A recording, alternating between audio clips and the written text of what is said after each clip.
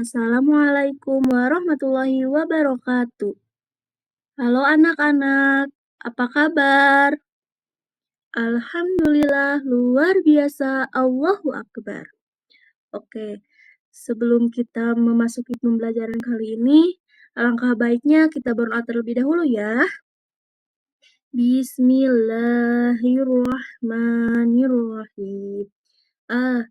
Rabbi zidni ilma warzuqni fahman. Raditu billahi rabba wa bil islami dina wa bi Muhammadin sallallahu alaihi wasallam. Radiya midina. Amin. Sekarang kita belajar tentang perkembangan peserta didik di sekolah dasar. Ayo, mari kita simak ya anak-anak. Apa sih teori keletakan? Menurut John Bowlby adalah tokoh utama dalam teori keletakan. Ia menerapkan bahwa hubungan emosional awal antara anak dan pengasuh.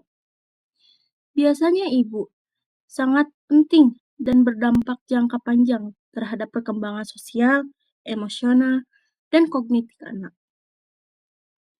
Menurut John Bowlby, membuat bahwa keletakan adalah ikatan emosional yang kuat dan abadi, yang berkembang pertama kali antara anak dan pengasuh utama, yang berfungsi sebagai dasar rasa aman dan mengeksplorasi dunia. Jenis-jenis keletakan menurut John Willing. Yang ke-1, keletakan aman, dan yang kedua, keletakan cemas, dan yang ketiga, keletakan menghindar, dan yang keempat, keletakan ambivalen. Dan yang selanjutnya adalah keletakan aman. Dalam keletakan aman, anak merasa nyaman saat pengasuh hadir dan merasa cemas saat ditinggal. Dan yang kedua, keletakan cemas. Anak terlalu lekat ataupun sulit berpisah dan sangat ketergantungan pada pengasuhnya. Dan yang ketiga adalah keletakan menghindar.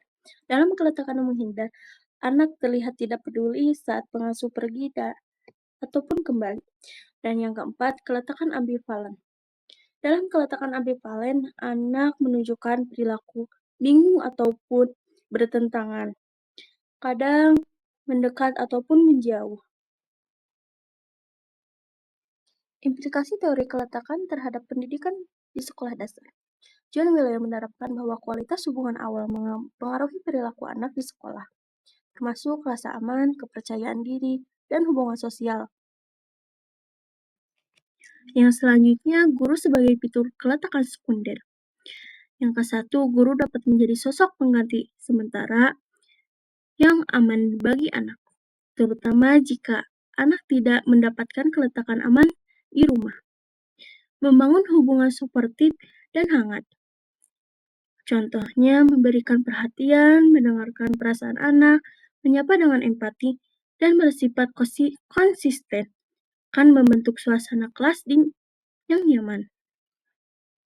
Dan yang ketiga, menciptakan lingkungan belajar yang aman secara emosional.